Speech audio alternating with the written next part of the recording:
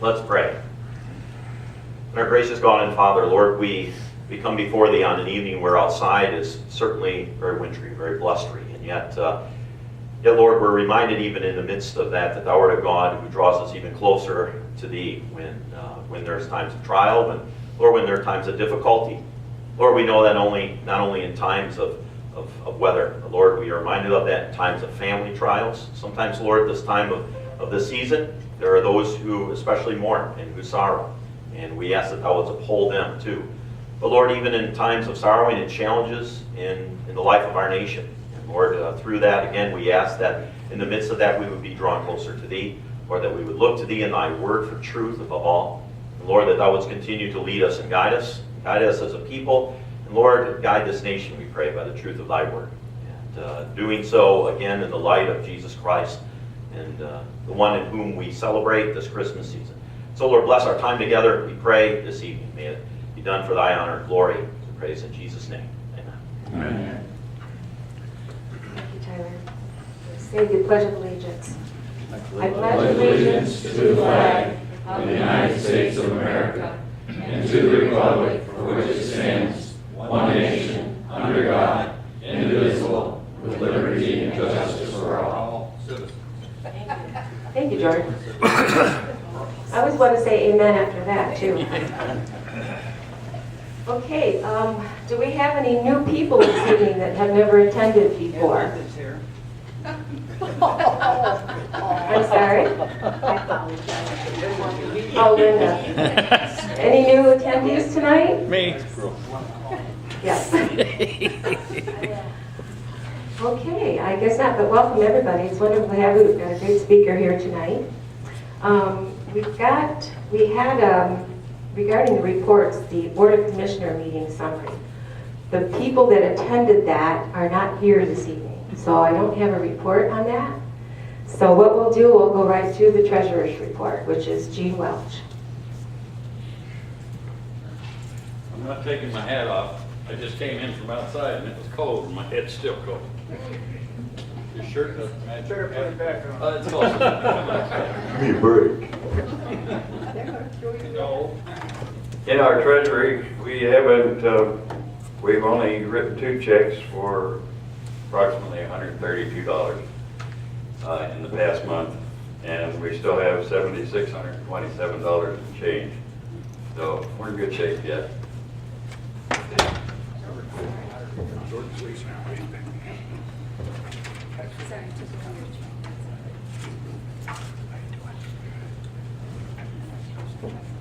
Okay, now we're going to move on to our speaker tonight, Professor William Wagner. And Carl, would you mind coming up and giving Sure. the introduction, please? Sure. Does everybody know why Jim Chodo isn't here? He's sick. Sick, there we go. No announcement. Tonight it's my pleasure to introduce Professor William Wagner, sitting right You here. need to use the mic. Yeah, there's I do? Yeah, please. Booming voice. No. Okay. Professor Wagner currently holds a tenured professorship teaching constitutional law at Cooley Law School. He's a frequent speaker at world conferences. Professor Wagner has a special interest in the protection of free expression and the free exercise of religious conscience. As lead amicus counsel in various matters before the United States Supreme Court, he authored briefs on behalf of several Christian organizations.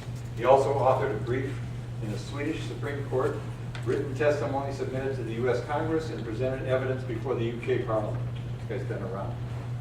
He has further addressed executive, legislative, parliamentary, and judicial audiences throughout the world, and presented at diplomatic forums, including the United Nations Human Rights Council in Geneva. Professor Wagner's public service includes serving as a federal judge in the U.S. courts, as legal counsel in the U.S. Senate, as senior assistant United States attorney in the Department of Justice, and as an American diplomat. He founded and continues to lead Salt and Light Global. Tonight's presentation is American Law for American Courts. This is in response to the transnational incursion of American jurisprudence. And it says that, you can say that up there. In this presentation, Professor Wagner discusses the compelling reasons why American courts should end the current trend of authoritatively relying upon international and foreign court judgments. Please welcome Professor Wagner.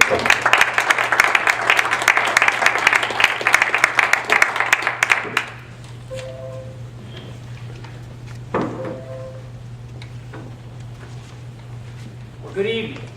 I'm going to make sure I got this mic working here. Might need some assistance. Mike's not working. Yes, I am. Let's see. Okay, there we go. Hopefully I won't get too enthusiastic. This is a very good mic. It sounds like it's really picking up good. Thanks for inviting us here. My wife and I love this side of the state. We had a treacherous journey from Lansing today, and to the point where we had just about zero visibility and sheer ice with semis flying by us on either side. And so, praise the Lord, we're here. And I guess I bring that up. I love that you start with a prayer because, yes, tonight we will be talking about international law, and we're going to be talking about what the Supreme Court has done over there, where they will go over to Europe and they will find laws that, have nothing to do with anything anybody that you ever elected in this country would have voted for, and they say, well, no, we're going to use that as our law instead of American law. I'm going to talk about the danger of that, but before I do, I want to bring us back to the centrality of the cross for a moment, because much of what is happening in the Supreme Court and elsewhere, where folks that have power are taking away your liberty right under your very nose. One of the reasons they're doing that is so they can remove the centrality of the cross from being one of the foundations of our government. And when you face the treacherous highways like we saw tonight, and my wife actually almost died a couple weeks ago, and literally in an accident a domestic accident that happened in our house, and when you literally face the potential for death, you all of a sudden the issues of eternity become paramount. And I'm here to tell you that I'm a Christian. Yes, I'm a law professor. We do all those other things too. But first, I'm a Christian who happened to have been arguing before those courts, who happened to have been holding and been given the privilege of power to work in those things. And I'm humbled every day when I know that the wretched person that I am, God forgave me, and He died on the cross, and He saved me. And He just asked me to do a couple of things. He says, just obey me and know that I love you, and I've saved you. Now go tell the good news to others and make disciples of all nations. Well, we live in one of the only nations in the world that protect that freedom and that ability to engage in that kind of sharing of the gospel and that kind of free exercise of a religious conscience. So as I get into good governance and principles of good governance, and when we talk a lot about government tonight, I don't want you to get so caught up in it that we forget the centrality of the cross. Because if we do not, in the next couple of years, preserve an environment where the good news of the gospel can be shared, and where we can make disciples for Christ, it's not going to matter, because we're going to be living in a nation that will be so oppressive, and where, especially those of you that have hair a little gray and starting to lose it like I am, where we remember what liberty was about. Our children and our grandchildren aren't even going to know what that liberty is. So let's start with the centrality of the cross, and now move into the discussion of American law for American courts. Why is it important? Why is American law for Americans important? when our founders wrote this thing called the Constitution, they had a plan. And they were informed by many things. And certainly they were informed by Enlightenment thinkers like Locke and Montesquieu. And Montesquieu talked about separation of powers. But they also read Isaiah. And they understood that we needed to separate power because all human beings, all people are born sinful. And therefore, if you give a person power and you don't give and you don't have anything to check that power, what do you think is going to happen? Well, our founders understood that, and Isaiah talked about, the lawgiver, the king, and the judge. And yes, our founders read Montesquieu, but they also read and they also cited the Holy Scriptures, a whole lot more than they cited the Enlightenment thinkers. So don't let anybody tell you that our founders weren't informed by moral principles. And so, the way it's supposed to work is that we're going to separate power, because when you have power concentrated all in one place, say a Supreme Court, or say a king or a president, bad things can happen. And when I talk to my colleagues, especially some of my left-leaning colleagues in the legal academia, I say, no, where do you get all that from? Don't you know that people are basically good and they're basically, and I ask them, well, wait a minute, have you have kids? Well, no. I said, well, why don't you talk to some of your friends who have children, and they will tell you that we're not all born good. In fact, all of us are born naturally sinful. And I said, even one time you probably played with a baby somewhere. Now imagine a baby with a little rattle. And you give the little rattle to a baby, and the little baby plays with it. Likes it very much. Now introduce a second baby. And the second baby crawls over and says, I would like to partake in this playtime with this rattle. Now does the first baby with the rattle, if she was born naturally good, crawl over and say, hi, I would like to share this with you and let's play together nicely? No, you've never seen that happen. In fact, if the second baby crawls over and says, I'd like to partake in the play with this rattle, and reaches out for the rattle, what's the first baby do? Takes that rattle and puts it right up his chest and says, no, it's mine. Brothers and sisters, ladies and gentlemen, those babies grow up. And some of them work in this building right here. And some of them work in this building right here. And some will work in this building right here. And it's no longer a rattle that's at issue. Now it's power. And now it's your tax dollars. And it's your liberty. Our founders understood the principle of gravity. They understood that we were born not good, but that we are born sinful.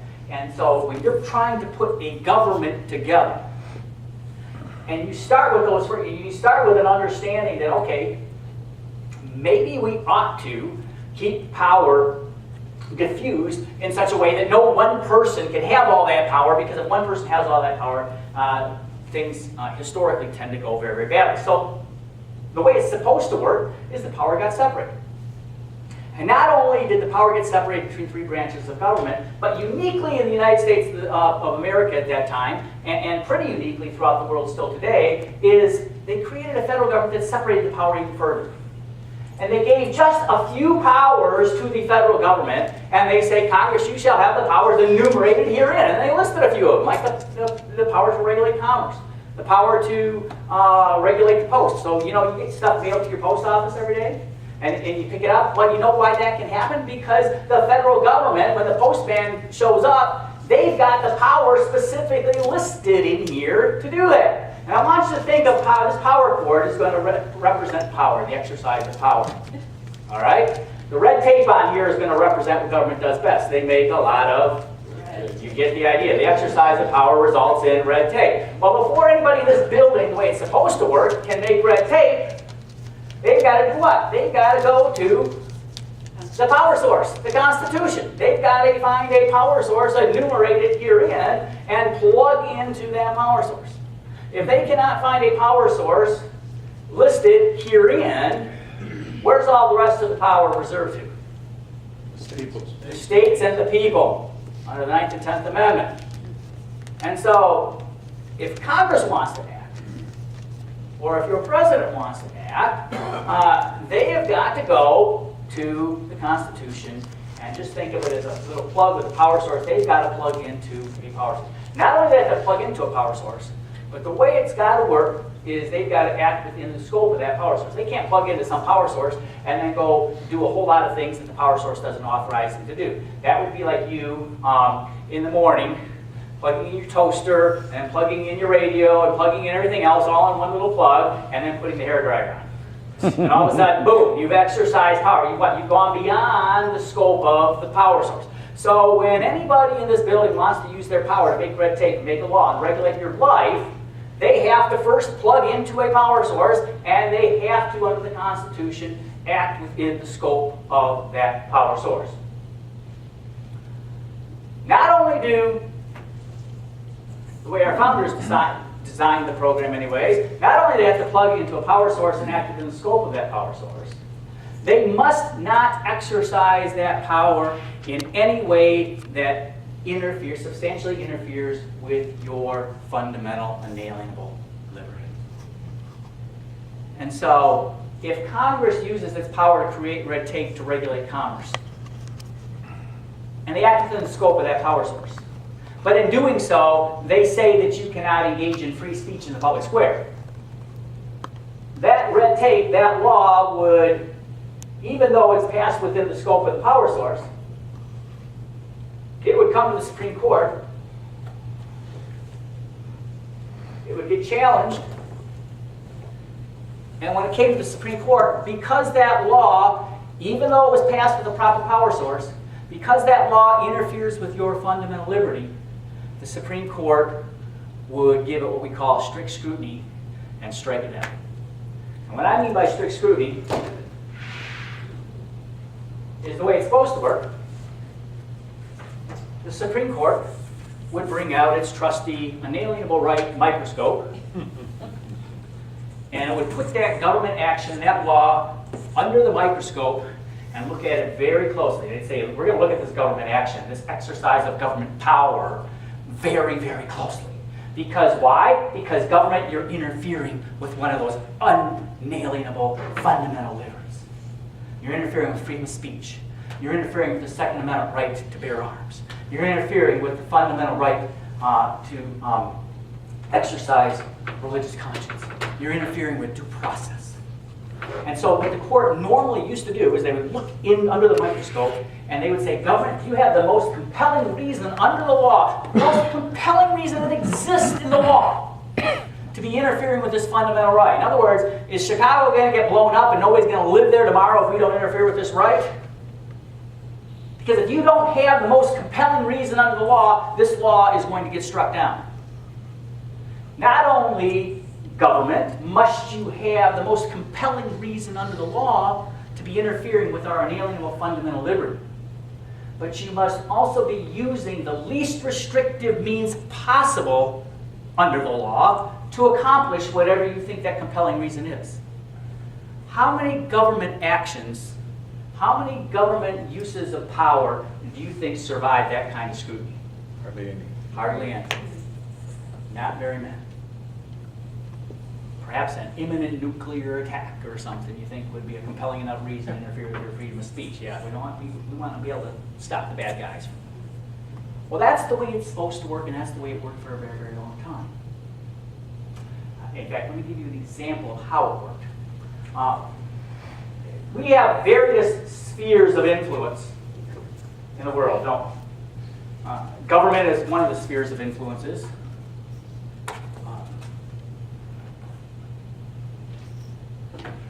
Family is a sphere of influence.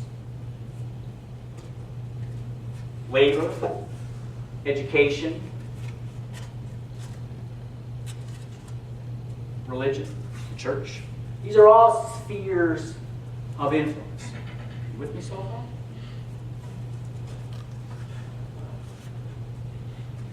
What did God say about family? He say, government, I'm going to put this sphere under you, and government, you're in charge.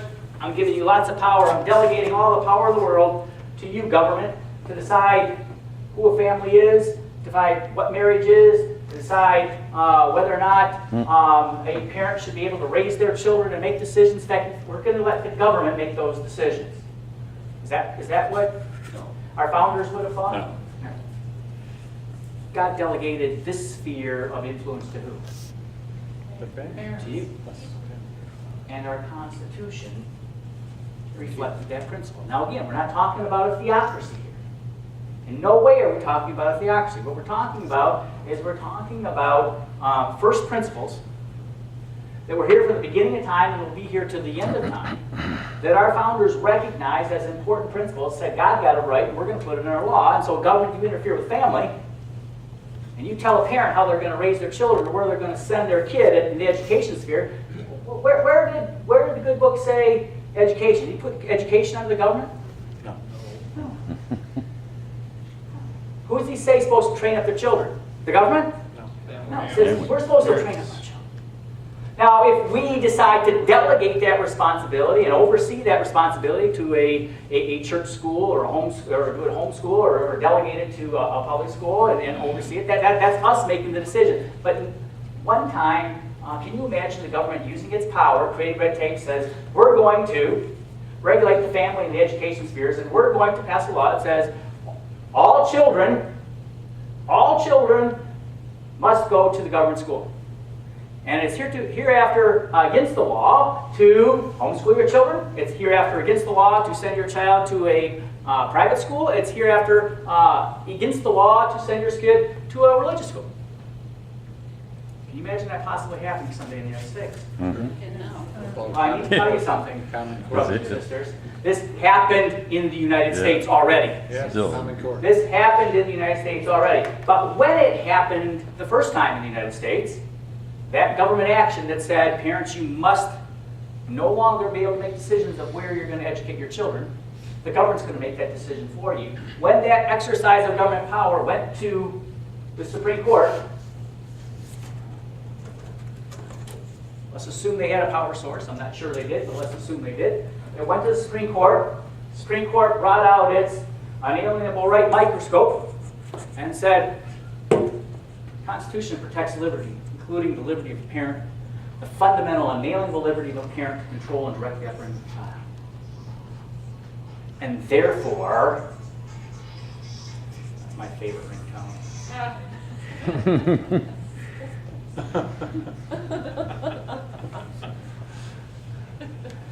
Yeah, I can't give her too hard a time because my phone's on right now too, but that's probably going to be the next one you do. Anyways, the exercise of government power went to the Supreme Court. The Supreme Court said, government, you are interfering with a fundamental inalienable liberty that was here at the beginning of time, is going to be here at the end of time, and a liberty that we have encapsulated in the law, and therefore, what's your compelling reason for telling a parent how to educate their children? Government couldn't do it. They didn't even get the second question, whether they're using less restrictive means or not. Law was struck down. Law was struck down. What do you think might happen when the government passes the similar law today? It's passed It's passed, right now. and it might not get struck down. Here's what's happened. You hear me talking about inalienable fundamental rights, and you can find them. You've probably memorized them. With a group like this, some of you, I know you guys have read them all. Professor, can you take questions during your speech, or do you want to? I can. It works sometimes better in the end, but sometimes if it's absolutely compelling. Because I guess there's a question here, let me articulate it. If you just said that it might not happen that way, that is, it might not get struck down. And the reason I said it might not happen that way is there's no longer 5 justices on the Supreme Court willing to bring this microscope out on that liberty anymore. Does that answer your question? There's no longer 5, there's no longer a majority of the Supreme Court willing to treat that right of a parent to make decisions as an inalienable liberty. And part of that reason is because of what's happening internationally. We're going to get to that before the night's over, I promise. Yeah, but why would they want to tell you what school to go to and stuff, just to be Very good question. Control. It's a very good question. just for control. Absolutely. Because they believe that they know better than you. They believe that they know better of what should happen for a child than the parent of that child. And that is a very scary thing. Because every time throughout the history of the world that a government has stepped forward and took that position, it has led to very, very, very dark things. Even worse than them knowing better is control of what they teach that child. Well, that's knowing better so that they can teach that child. They no longer become, they become a child of the state, instead of a child of God or a child of the parent.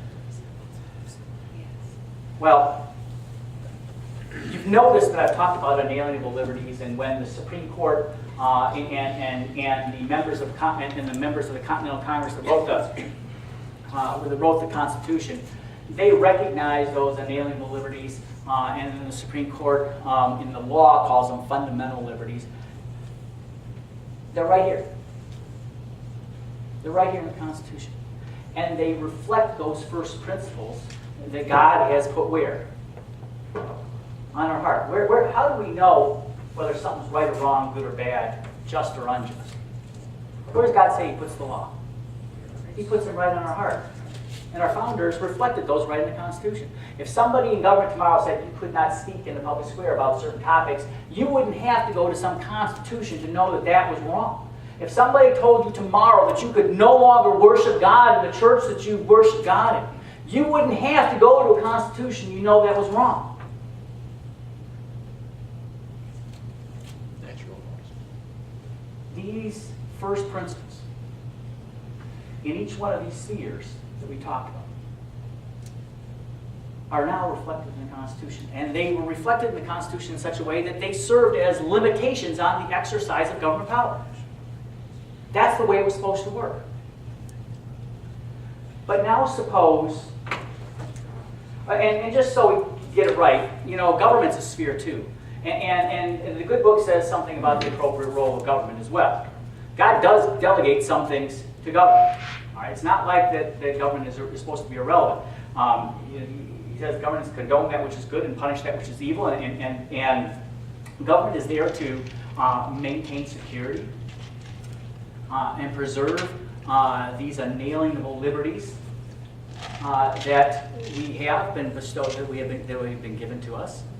Now, you get beyond those things, though, and you start to get outside of anything certainly our framers and founders intended.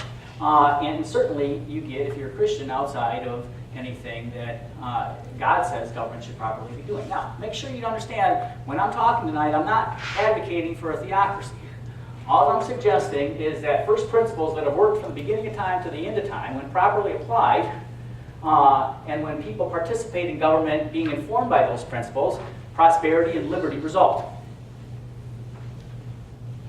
Now, suppose you wanted to create some other liberty and say, you know what? It isn't about the other guy. It isn't about taking care of the hungry. It isn't about me caring about somebody else. It's all about me. What if you wanted to create some liberty that was about personal autonomy? Well, you can't find it in the Constitution because it's not there. And certainly not on our heart. It may be in other parts of our body. I didn't want to be inappropriate tonight, but it's not on our heart. It's all about me. It's all about what I want to do. It's all about what feels good for the moment. It's not about the other person. Even if it's conduct that I want to engage in that is unhealthy, dangerous, or immoral, so what? It's all about me. I want that to be liberty. Let me show you what those on the other side do to take away your liberty and create this new kind of liberty. Which, by the way, they've got justices on the Supreme Court on their side. That once they use this process, they will call it fundamental liberty. Just like freedom of speech, even though it's not self-evident truth. Our founders We hold these truths to be self-evident, that all are created equal, endowed by their Creator with certain inalienable liberty. Including life and liberty. Inalienable rights, including life and liberty. It's inalienable. It can't be taken away. It was here from the beginning of time. It will be here to the end of time. God's wrote it on our heart. We're going to reflect it in the Constitution. And government power that interferes with that inalienable fundamental liberty is going to get struck down. Well, if you want to add liberty that's not part of that liberty that was given to us by God, then you got to make it up by man's way. You got to make it up using the humanistic way. And let me show you how they did it. The first thing they did is they took a look at conduct that somebody wanted to engage in. Now, government can do what? Government can regulate conduct. Government can regulate dangerous, unhealthy, and immoral conduct. Always has been able to. But if there's certain kinds of conduct that is dangerous, unhealthy, and immoral that you want to engage in, and you don't want government to mess with you anymore, well, what do? Well, what they did is they went to the Supreme Court and they said, you know what, let's not call it conduct anymore. Let's recharacterize it and call it fundamental liberty. That's exactly what they did. They took conduct and recharacterized it as liberty. If it's conduct, government can regulate it. If it's liberty, any government power is what? Limited by liberty. So if you want to engage in dangerous, unhealthy, and immoral conduct, and you want to do it and be free to do it, what do? You get the Supreme Court to recharacterize that dangerous, unhealthy, and immoral conduct as liberty. I'll give you an example. Partial birth abortion. One time in this nation, before Roe v. Wade, I think it was about 47 states had discussed this among themselves, and within the political sphere argued this before the state legislatures, and 47 courts said, hey, 47 state legislatures said, you know, this is dangerous, unhealthy, and moral conduct. We're not going to allow it. We're going to regulate it. Now, if you want to engage in that kind of conduct, though, you got a problem then, because government said you can't do it. So what they did is they went to the Supreme Court, and they said to the Supreme Court, you know what? We don't have the votes with the people. Will you help us change this conduct into liberty? And I'm not making this up. This is exactly what happened. It went to the Supreme Court. The Supreme Court said, you know what? I don't see that in here. There's no liberty of personal autonomy in here, especially abortion. But you know what? If I look at it really closely, oh man, I still can't find it. Well, how about if I shine a light on it? And he shines the light on it, I still can't find it. But all of a sudden, the Justice Douglas noticed that emanating off that Constitution in the dark shadows, he says, you know what? Right under that shadow, under the First Amendment, I think I see a P. And then, you know, maybe over here under the Fourth Amendment, an R, and he started dancing through the different amendments that were in the shadows of the Constitution here. P-R-I-V-A-C-Y. And almost like a cheerleader, he jumps up and says, I found privacy! That's my new liberty! Now we're going to say that privacy and personal autonomy is just like freedom of speech. So now any government action that interferes with what somebody wants to do for their own body, even if it hurts somebody else, or perhaps kills a baby, no problem. Because personal autonomy is now a fundamental liberty. Could never have got passed by the politically accountable branches of government where people actually had to vote for something like that. Just found 5 justices to make it up. Well, if you're going to make it up, you got to get your law from somewhere. That brings us to where they did it. How do they pull this stuff off? Well, you know, you can only pull something as fancy as looking at the shadows of the Constitution. I mean, if you think I'm making that up, go actually read the case. I mean, that's really how he found the liberty. I'm not making it up. I mean, and it's so absurd that even a very smart justice that's doing something that absurd knows I can't get away with that too often. And so what they've done is they've gone to a little more devious ways of creating some of these liberties. Is they say, well, you know, we'll give ourselves some cover. We'll go cherry picking. And we'll go look around the world, and we'll see treaties over here, and maybe some law passed in Zimbabwe over here, and some law that we like over in Saudi Arabia over here. And we'll say, well, that's the law over there, so why don't we just, because we're smart justices, we'll just cite that case and we'll make it the law here. Sharia is an example. Yeah. I divorce you, I divorce you, I divorce you. She's divorced and going back to Saudi Arabia to face you don't even want to know. And now, if a judge in the lower courts does not enforce that law, somebody's going to argue you're interfering with my free exercise of religious conscience because I have a right to free exercise of religious conscience. Well, the problem with Sharia is that, I'm glad you brought it up, the problem with Sharia law is that Sharia law is part of a religion, but unlike any other religion, it is also part of a government. And Sharia law, is a governmental entity. And so, a lot of judges are misunderstanding Sharia. For example, if you don't give us halal meat, you are violating our free exercise because we have to follow the Sharia. If you don't allow us to handle our domestic situations the way we like to, I divorce you, you're violating our free exercise. Well, the problem with that is that would be true if it was just a religion. But since it's a government, if you actually establish those rules as official government rules, you've now done what? You've established an official government religion. And the Free Exercise Clause says you cannot interfere with the free exercise of religious conscience, but the Establishment Clause says you can't establish a religion. And so there's a number of judges that I think need to read both those clauses and actually have a better understanding of what Sharia law is. Because I think a lot of times when they cite to Sharia law, citing international law, and in particular Sharia law, they are citing it in the sense that they think they are upholding freedom of religion. Not understanding, and if you talk to any imam, they will tell you this, that Sharia is a part of the political process. It is a governmental entity. It seeks to establish a governmental entity.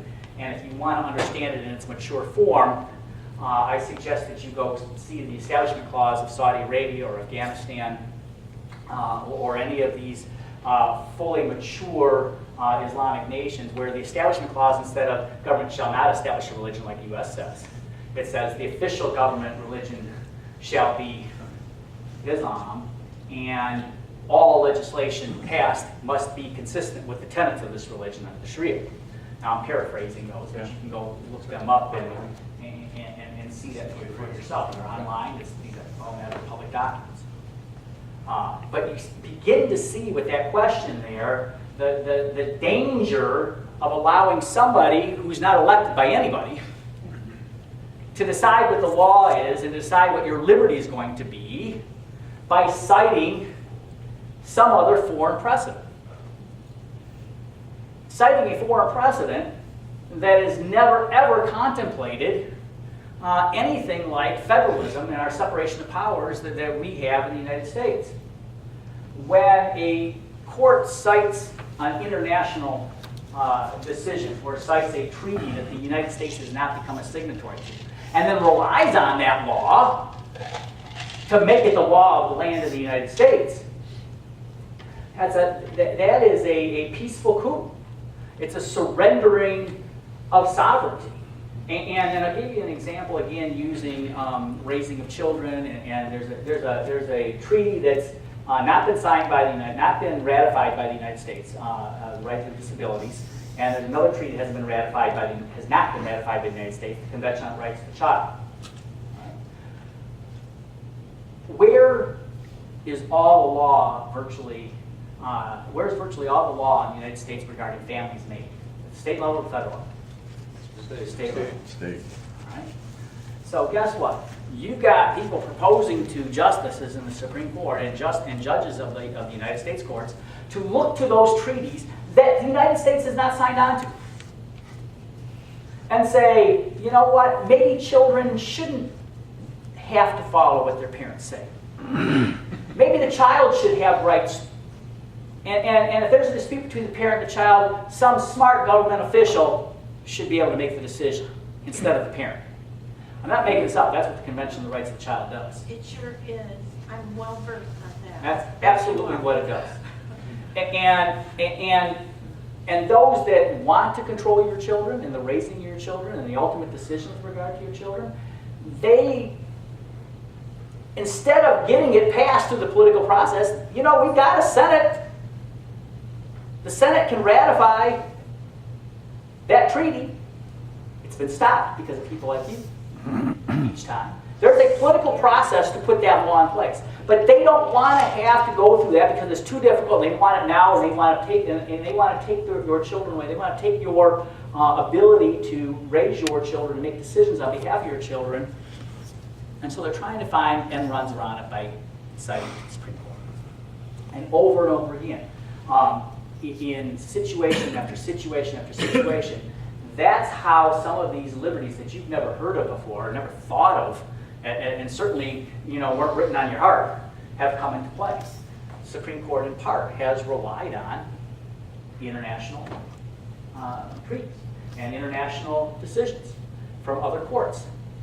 Now, again, that's very, very dangerous because nobody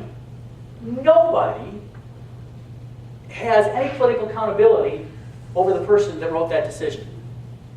So, some judge in Zimbabwe or Saudi Arabia or Afghanistan, they don't have to stand for election. They were never appointed by a president that's elected by a people, or they were never had their appointment that was appointed by the president ratified by the Senate that's also appointed by the people. They were never, if it's a state like Michigan, they never had an election that you could hold the Supreme Court justice accountable to. You've got a whole new set of laws and a whole new set of liberties now foisted upon you by the ink in some judge's pen. And who do you hold accountable for the next election? There is nobody. There is nobody. Now, there's a whole bunch of reasons why you don't want to do this, and I'm going to go through them really quick because I've probably already gone over my time. How much time do I have? No. When you're done. Okay. When you're I'm done. done? Oh my goodness. Mayor shouldn't have said that. We have this separation of powers where the supremacy clause says, yes, there's a conflict between what's happening at the federal level and the state level. Yes, we have to have somebody. You can't have both, so we'll follow the feds. And so treaties are a part of that, actually, as well. But I can tell you, if you are a justice on the Supreme Court that would like to see this agenda happen, and you don't see the votes happening, they actually just use the ink and the pen to make it happen. Now, that completely undermines federalism, completely undermines the constitutional framework where all the power is reserved to the states that's not specifically given to the federal government. You're letting somebody that can get 5 justices decide that's going to be the new policy in the United States, and they're going to be relying on something and somebody that has no political accountability because it's from some other country. The other thing that none of these folks take into consideration is how those judges become judges. And what's the role of a judge in these international countries? Let me tell you right now, I don't care what your legal education and where you would go into school. I can put all of you through Harvard right now, but if you hold the beliefs that you have right now, none of you would be judges in Europe. It wouldn't happen. Because the way it works is they filter you out. They filter anybody out that thinks like you, and they create a cadre of their own little agenda experts, and those are who the judges are. So no wonder you're getting a wonderful cherry orchard to go cherry picking in, because you can find all the things that you want to change the agenda, to use the agenda to change the things that you want to change. Now, have you noticed that when the Supreme Court or when a court gets really active like that, they have never done anything that affirms your beliefs? Yeah. It's always the other side. here's the interesting thing about citing international precedents. It's all a fig leaf. They can't start pointing to the shadows and get away with it anymore. So they got to give themselves some legitimacy. So they cite an official court case. But what they're really doing is putting a fig leaf over themselves because they're citing something that's not real. They're citing a law or a decision from some other court that just happens to fit into their agenda. They don't even believe that that's the right policy, that it should be that way. They only do it for their own benefit. Because if they did, abortion would be outlawed in this country because abortion laws are much tighter around the world than they are in the United States. Do they really want to use this citing international law to create our own law in the area of criminal law? Because the right of confrontation, the right of due process, all our due process rights in the United States far exceed any place in the world. So why aren't we citing and taking decisions from their case? They don't want to do that here. They're only going to do it in the area of social policy where their preferred social policy cannot make it through the politically accountable branches, so they're just going to jam it down your throat with a 5-4 decision. Now, I personally, for what it's worth, having served as a judge in the federal courts, I think that's an impeachable offense. I agree. It is. Now, I don't know why I do know why, because there's a cost. There's a political cost to making an impeachment charge. But these folks are sworn to uphold the Constitution. So help me God. So's the president. So is every member of Congress. What about Justice Scalia? How is, I don't feel that he is I feel he is a decent judge. Most of the time he is. Occasionally, he'll be active himself if he wants to move his agenda. There's one judge on there that you can trust to always do the right thing. That's Justice Thomas. Yeah. Oh, yeah, he's the only one. Scalia most of the time as well. But every person in all these buildings here, I worked in all 3 of these branches. And before I was given the privilege to exercise this power, I had put my hand on the Holy Bible and my other hand toward heaven, and I had to affirm that I would uphold the Constitution against all enemies, foreign and domestic. So help me God. Why do you do that? Well, it's to remind yourself that you are being delegated a very special privilege. And that's the privilege to exercise the power of the sword and the power of government. And when you're being given that kind of power, you always have to remember that there is a higher power, that you are under God. And that's what was reflected in our Constitution. That's why those liberties serve as a limitation on the exercise of government power. And what these judges that are being activists are doing is they are not looking at liberty any longer as being a limit on the exercise of government power. They're transforming the meaning of liberty to mean an entitlement. You are entitled to your personal autonomy. You are entitled to your personal autonomy to do what feels good, to kill what you have to kill to make you feel good, even kill yourself in your older age if that is what you think is okay. But they forgot the baby's rights to life. Well, and she says they forgot the baby's rights to life. Well, and when our founders wrote the Constitution, they read the part of the Bible that says that every human being is made in the image of God. And if you're made in the image of God and you have a purpose for your life,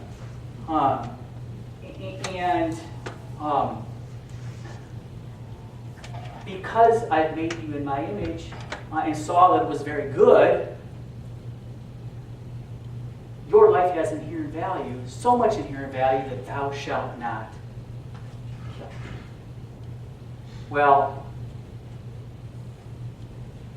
if that gets in the way of what I want, my personal autonomy, then what the other side has done. And do you see how they're attempting not only to get their agenda through a court that's not politically accountable to anybody, but they're attempting to completely shift the foundation of this nation and completely shift the worldview through which law is seen. If they pull it off, we're lost. Because, well, we're never lost because the good Lord always leaves a remnant.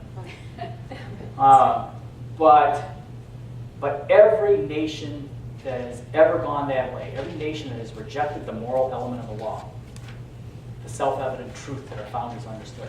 Every nation that has done that, it has led to very, very dark and dangerous times. Millions and millions and millions of people being tortured, killed, and persecuted.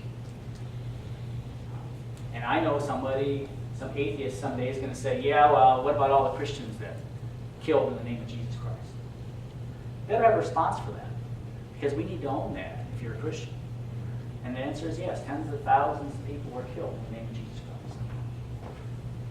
But when those people killed, they were doing something exactly opposite of the teachings of Jesus Christ. And the difference between those tens of thousands that were wrongly killed, inconsistent with Jesus' principles, hundreds and hundreds of millions were tortured, raped, and brutally, brutally killed, very consistent with the humanistic policy that says it's all about me, because I'm in power and I get to decide what is right and what is wrong. There is no higher standard. Unlike when I took that oath and said, so help me God, I had a higher standard that I was always accountable to, as reflected in the Constitution. If you're a dictator, you are the standard. And if the other side can make up liberties, grounded in personal autonomy, the other side has set the groundwork and laid the foundation for that devastating, that devastating futuristic trauma. Now, we just did a program in Strasbourg where 800 million human beings every day come under some new law passed by the European Council. Yeah. Where they're making up these liberties. I mean, you won't even believe what they're good. Just get on some of these websites and see what's happening in the European Council. I mean, you think you've heard the farthest, craziest thing about what I can't even say it out loud what's happening. They're sexualizing children. They're doing absolutely gross stuff, trying to put it into law. And when it comes into law, it's a treaty that covers 800 million human beings in Europe. Not too far from that building where those treaties are written, that covers 800 million people in Europe, is a Nazi death camp called Strudhof. Yeah. And I took our group where we did this presentation of these two different worldviews. And just to illustrate where those two worldviews go, we went and visited Strudhof, and all of a sudden it became very, very clear. If you take morality, if you take the ethics out of liberty, if you take morality out of liberty, you no longer have a restraint on government. Mm-hmm. Now all of a sudden, those in power get to give liberty as an entitlement to you, and if they can give it to you as an entitlement, guess what they can do? Take it away. They can take it away. So, Something else that's very disturbing is that military are not allowed to use their Bibles or pray. They need it so badly, their comfort so she's badly. raising the issues that are happening in the military. You are just actually scratching the surface. Much of, and someday, 20 years from now, somebody is going to do an analysis on the media and how they dropped the ball in the last 10 years here. The stuff that's happening now in the United States, you're hearing a little bit about it, but everything you've heard, imagine that and know that it's much, much greater, many, many more numbers. And so what you are doing here tonight, by coming here tonight on an evening where you could be doing something much funner, I suppose. Staying warm. Yeah. Skiing. You're making a statement. Yeah. You know, this is a nation that you understood what freedom was, and you understood what freedom brings, the prosperity and the ability that freedom gives to your free exercise of your religious conscience, your freedom of speech, and all these other things that make living in this country such a wonderful place. And by coming here tonight, you're saying, okay, I want to learn a little more so I can equip myself.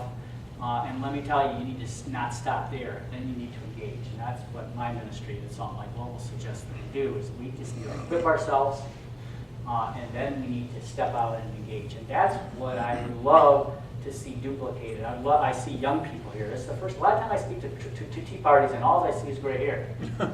And I tell them, you need to go out and you need to find somebody half your age. Each one of you need to do that within the next year. Otherwise, it's lost. Because we will win these arguments. as I'm going through this tonight, this is all making sense to you. Not because I'm a good speaker or anything, but because of one thing. It's truth. Yes. And God got it right.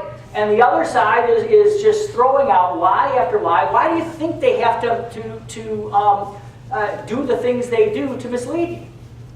Why do you think they have to bypass a political process and jam it down your throat with some justice that doesn't have to face your election battles next time? Because they don't have the argument. They cannot win the argument. But they truly believe in their own minds that they know better than you. And they know better than you. Now, a couple things. I talked about cherry picking and how, I mean, you can find your friends out there. Oh, that's telling me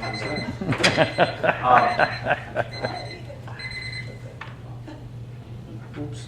Link fell asleep at the switch. If you can, no, that was very helpful actually. If you can cherry pick out there, then guess what you're going to be able to do? You're going to find some decision somewhere to advance whatever social policy you want to get through that you can't get through the politically accountable branch. And that's exactly what they're doing. No political accountability. You don't have to face an election, so the policy gets in. And you know what? I used to think, and I tend not to try not to be political about this because this isn't a Republican thing or a Democratic thing. You know, I think we don't need to chase the elephant or the donkey. We need to start chasing the lamb more. Because I got to tell you, at different times in history, earlier in history, it's been Republicans that were judicial activists here. And they got their policies, and they couldn't get their policies through the political branches, so they got their conservative policies through the court. The left learned the lesson from it, and those were economic policies, and now the left it's come back to haunt them because the left is getting all their social policies through the same way. Now, that being said, what the left is doing that the right never did. And I always thought that when the left took power, they would say, okay, we've got the politically accountable branches of government. We'll just jam our agenda through the vote. We'll vote it and get it in that way. Well, that's what they're doing. Because if you do it that way, it has more legitimacy. It's harder for the other side to say, hey, you know, you had your chance to vote, you didn't. But guess what? They never gave up judicial activism. Judicial activism has become Plan B. If we can't get it through, if we don't have the votes for it, now we'll find a friendly judge, and we'll get it anyways. And they'll cite some precedent overseas, you know, in some European court, or some court of Zimbabwe or something, and say, this is the way the law should be. We can stop that. If you continue to stay politically active, if you stay active in whatever social sphere you're in, you know, let's put a bunch of spheres here. You probably fall into some sphere. There's a business sphere. Some of you are business people.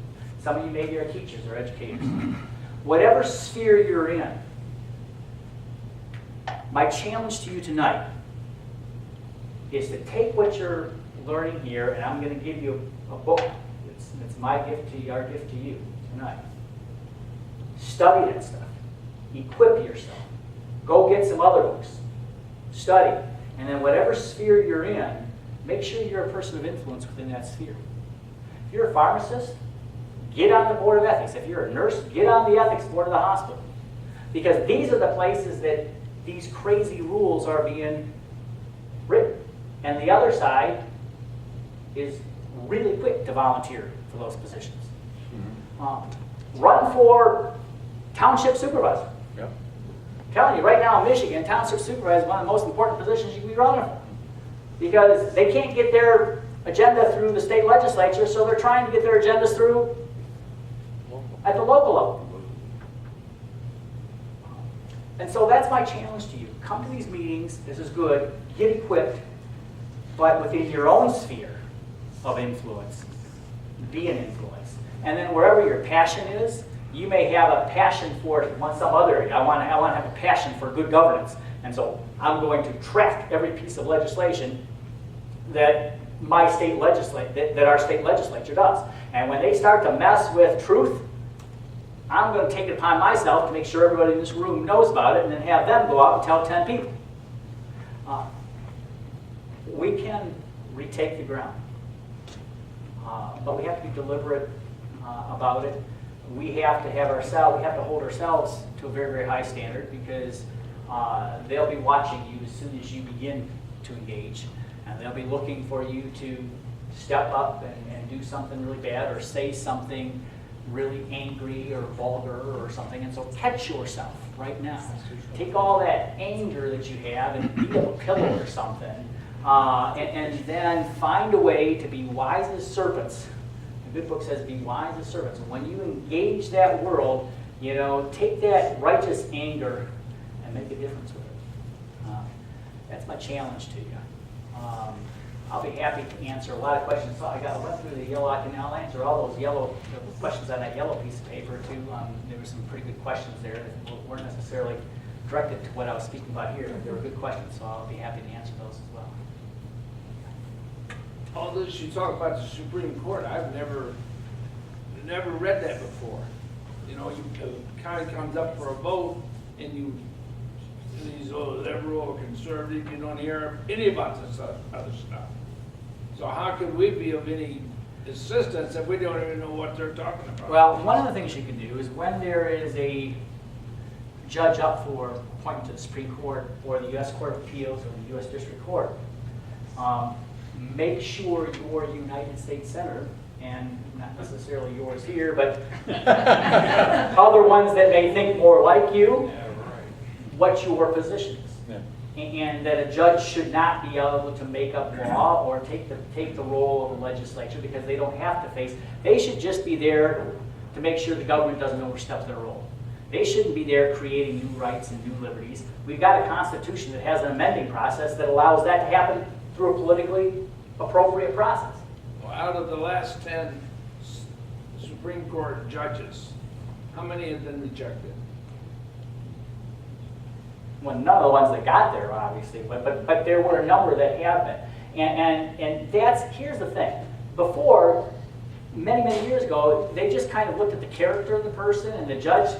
The whole idea behind the independence of the judiciary and not having to face an election was that you could just say what the law is. And you could interpret it, and then if there was the government interfering with liberty, you could say that, and boom. The problem is you've now got a number of judges that think that they have a bigger role than that. That they are not limited in their role to just saying what the law is. They truly believe that they have the power to change the Constitution. Now again, I think that's an impeachable offense. But the reason you're seeing these nominations so contested is because now it does matter what they think. Before it didn't matter what they think because they weren't supposed to think. They were supposed to look and read and decide. Now they're thinking now they're thinking like a legislator. That's why these have become more contested. Now, if you want to stop that, you've got to have a majority in the United States Senate, because under the Constitution it's the Senate that ratifies, who also agree that that's the appropriate role of the judge, and that the founders' view is the correct view. Problem is, you got a lot of folks that say, you know what, I kind of want to get somebody up there that thinks like a politician, because if I can't get my law through here, I'll get him to do it for me, or her to do it for me. Very dangerous, but until we can change the numbers, it's going to keep happening. I got to tell you, I came here because I'm upset about everything. I wasn't upset about that. Now you got One more thing. I was with some people today and asked them one question. And they all had the same reaction. With nothing we can do about it. That's not true. The majority of the Senate changes When was the president. last time one of those guys got voted out? It's happening. When? Well, I think unfortunately it was a Bush nominee that got struck down. I mean, Harry Myers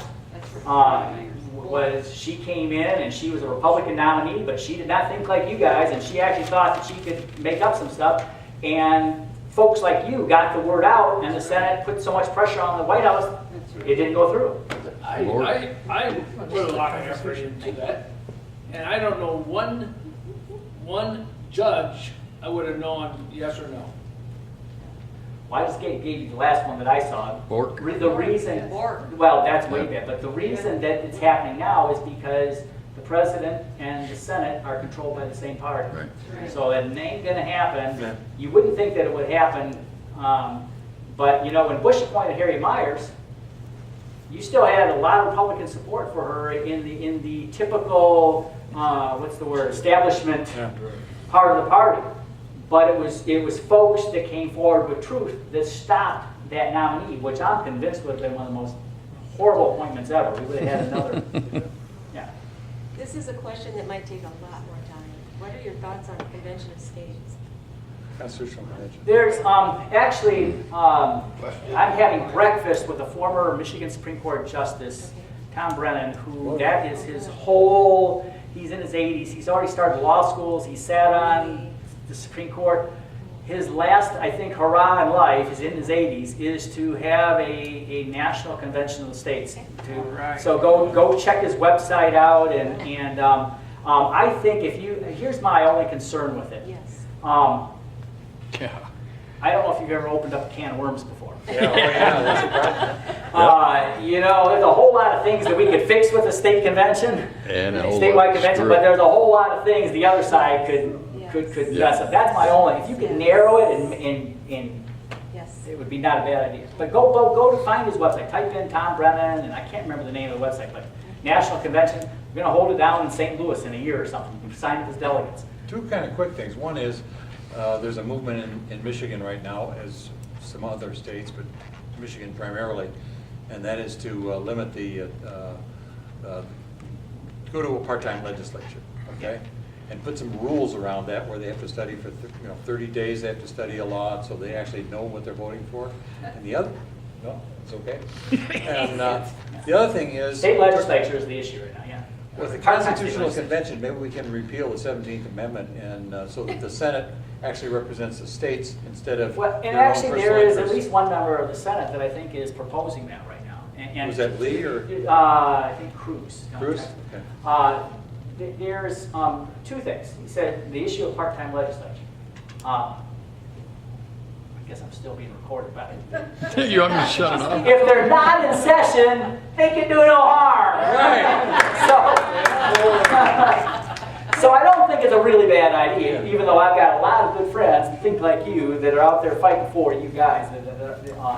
So yeah, there's, and the other thing he brought up was something Mem did was during, I believe, Woodrow Wilson's time, progressive time, it took the Senate, which was elected by state legislators for the sole purpose of representing the state. All right, and that was important. That's why there's 50 states. That's why there's 2 state senators from every state. I don't care if you are in the little teeny state of Rhode Island or in the state of California. They each get the same amount of representation. 2 U.S. senators. Well, the reason that it was broke down that way is that so those senators would represent the interest of the states.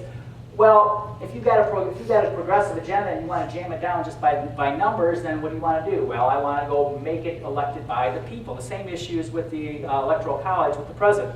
You know, anybody telling you that they need to get rid of the Electoral College, what they're telling you is they're going to let the inner city of Detroit and Los Angeles and Houston and Cincinnati decide what the election's going to be. In New York City. And so I think it's an excellent idea. I think it might save the United States, actually. Well, Congress is never going to vote for it, so that's your Constitutional Convention might get it through. You know, everybody says these, we will never do this. They would never do it right now. Yeah. But there was a time where somebody would say nobody would ever make abortion of a baby partially born okay. Yeah. You know, if they can do it, we can do it because we got truth on our side and we got righteousness on our side. And sometimes, like it was for Moses, it may take 40 years to get to the promised land. You made a comment at DeWitt one time, and that was, Oh boy. well, the Now, that's accountability. The Republicans and the conservatives always let the other side, the Democrats, frame the arguments. Right. So we're always on the defense, and we're always the bad guy. And what We got to turn it around. again, what we need to do is we need to understand that. And I think that was a speech to to an actual political group or something. And I was trying to. They asked me, well, what can we do as a Republican? And I say, well, if you have power, use it. And part of the reason that we are losing a lot of these battles is because the other side is characterizing the issue. And politics is all about compromise over here. And I worked for both these branches, and as a legal counsel over here, what we would do is we would battle with the folks on the other side. We both want something be good to help commerce be smoothly run, so Ohio doesn't end up placing a tax on Michigan cars or something. And we would have different ideas about how to accomplish some good end. And we would fight that battle every day, but at the end of the day, we'd go out and we'd have some, fellowship time together, and that doesn't happen anymore. No. Because the art of politics is compromise, but in order to compromise, what do you have to have? You have to have the Same goal. You have to have the same goal. You have to agree on what the question is. And the problem is we are now so divided in this nation is that we no longer agree on what the question is. And so now the battle is over, who gets to frame the question.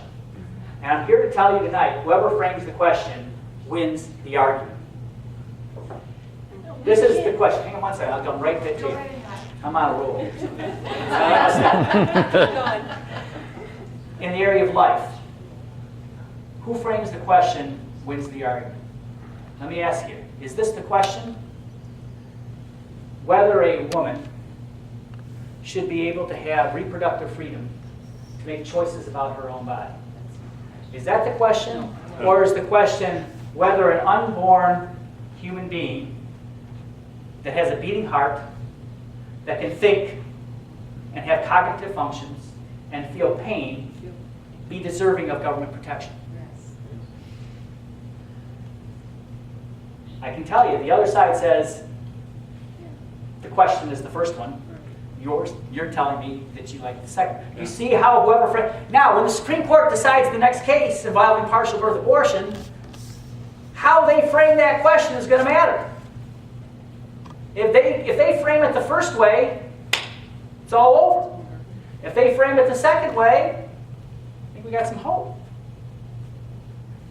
But that's just one example. Whether you're talking about the economy, whatever sphere you're talking about, the other side has much more effectively than we have done framed the question. One of the very first appointments that President Obama made, it's my understanding, is some economic psychologist whose sole job was to be able to characterize and present characterizations and phrases for economic statements, so that when we talk about something, people will agree with us. They're called behavioral economists. Behavioral economists. And 6 months after he was elected, there was an article in Time magazine. He hired the brightest and best. And I'm a psychologist, and how you frame it is how you sell it. And they have been masterful. I've tried to make that point to politicians. They don't understand the concept. You understand the concept. You know why they don't understand it? It's because they've lost that foundation. They think, I think a lot of folks think that, you know what, we can just talk about economic issues and we'll leave the social issues. I don't care if you're just talking about economic issues. If you leave morality out of the picture, then you really don't have any choice. And the American people, I think, are looking for truth. And if we can get back to a foundation of truth and then through that lens talk about economics, labor, family, whatever we're talking about, if you're speaking through that lens of truth, we're going to win these arguments. We never lose these. If you have equal advocacy skills on each side of these debates, we never lose these debates. Rand Paul did a very interesting thing today. He said, maybe you read it. No. But I'm thinking of him in a debate. I would love to see him in a If we debate. extend unemployment, we do a disservice to people. And I thought, go Rand Paul. And all of a sudden it clicked. It's like a light bulb comes But on. you see, that's what the Republicans are missing, and they don't understand that. The Republican committee It's because they're doesn't chasing the understand. elephant and they're not chasing the lamb. They don't understand behavioral economists, like you do. Well, in my very, very humble, small way, there's a book back there for you. And on the issues that we've talked about tonight, that's exactly why I wrote the book. It's our gift to you. And it costs us money to get over here and to print these things. And so if you've got it, if the Lord has blessed you, throw out some money in there so that we can reprint it and come to the next one. There you go. You know, but if you didn't bring any money with you, or if you're on time, more difficult times, I still want you to take that book. This book is a gift, for everybody tonight. And more importantly, I want you to take it home and use it to equip yourself. Because if you take some time to read it and go through the questions, you'll be able to debate. Trust me, you'll be able to debate anybody with as many letters after their name, however smart they think, and beat them at their own game. And the reason I wrote it is because you can probably do that with a few hours. It took me 6 months. I locked myself in a room for 10 hours a day, and I don't want you to have to do that. And I'm thinking, if we can, there's a lot of other good books out there too. Get a hold of them if you can, study them. And That framing the issue works right down to our little district courts. I mean, I personally was in court. This was a total shock to me. And I had a court-appointed attorney, and you know what? The issue is framed. I soon realized I was never going to win. I may as well just pay up, confess, whatever you want to call it. I made a lie up and said I did it, just to get out and end it. I would never recommend you lie. Well, But I understand your Because the plea situation. bargain part, this is so corrupt in our courts. Yeah. I mean, All right, now, time one for last thing. I know I've gone way over. No, no, it's I will fine. answer everybody. I will promise We to. like I will it. promise to stay and answer everybody's question. But No, the person with it's the fine, we're happy to have you. With the hook. and somebody took a lot of time and wrote this. Whoever this was, come on up. I've got answers for every one of these questions for you. I want to make sure whoever that was that I don't that you get your questions answered because someone took some time to write it. You If did. you're gonna take the I don't know. time, just go ahead and answer them. Yeah, go ahead. Go ahead. Why won't the state or federal courts accept an innocent plea in any criminal matter? And what the courts do is they take not guilty or guilty. And the answer to that question is to protect the person that's been accused, because by having the burden of proof be on the government to show you guilty beyond a reasonable doubt, that's a much higher standard for the government. And I think that's going to be a good thing, especially for when persecution of people of faith and stuff eventually come down the road. That's going to be a good thing. If you have to innocent, that's more difficult than not guilty. Now I see if you're innocent, you want to say, hey, I want to be exonerated. Well, the purpose of a trial isn't to exonerate. The purpose of a trial is for the government to prove beyond the highest standard there is possible in the law that you're guilty. If they can't do that, the jury doesn't have to find you innocent. They just have to find that the government didn't meet its burden of proof. If they had to find you innocent, there'd be a lot more people in jail than there are today. I don't believe a reasonable doubt is the highest standard. It's called a shadow of a doubt, and we lost that in 1954. Well, that's why I said the highest standard under the law today. Well, let's go back. Let's get rid of the Administrative Procedural Act and get back to the Constitution. What do you mean? 1946, Administrative Procedural Act Right. took out the Constitution from the courts. Well, he raises a real interesting thing. I've got 3 branches of government up here. There's a whole big body out there that, personally, again, we got that. We can shut that thing off because I'm going kind of way beyond. No, I want you to Not shut it off. anything that's inappropriate or anything, but I don't want to necessarily have Pause to explain all this at some symposium to some professor somewhere.